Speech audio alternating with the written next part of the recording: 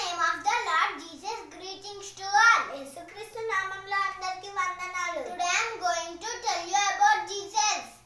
ఈ రోజు నేను జీసస్ గురించి చెప్పబోతున్నాను. We know Jesus, everyone know Jesus. మనకు యేసయ్య తెలుసు, అందరికీ యేసయ్య తెలుసు. But they don't know why did Jesus Christ came to this world. కానీ వాళ్ళకు తెలియదు ఎందుకు యేసుక్రీస్తు లోకానికి వచ్చాడని. Why did Jesus Christ came to this world? ఎందుకు యేసుక్రీస్తు లోకానికి వచ్చాడు? In the Bible, 1 Timothy chapter 1 verse 15. బైబిల్లో 1 Timothy 1:15.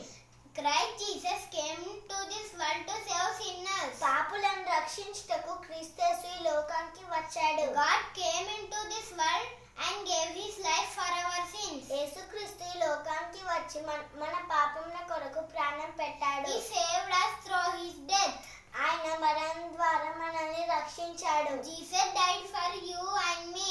యేసుక్రీస్తు నీ కొరకు నా కొరకు చనిపోయాడు. Jesus our savior. యేసుక్రీస్తు మన రక్షకుడు. Why should we believe Jesus Christ? ఎందుకు మనం యేసుక్రీస్తుని నమ్మాలి? There are all gods in this world. లోకంలో అన్ని దేవుళ్ళు అనబడిన వాడుండగా but why we believe Jesus Christ? ఎందుకు మనం యేసుక్రీస్తుని నమ్మాలి? I ask you one question. నేను మిమ్మల్ని ఒక క్వశ్చన్ అడుగుతాను.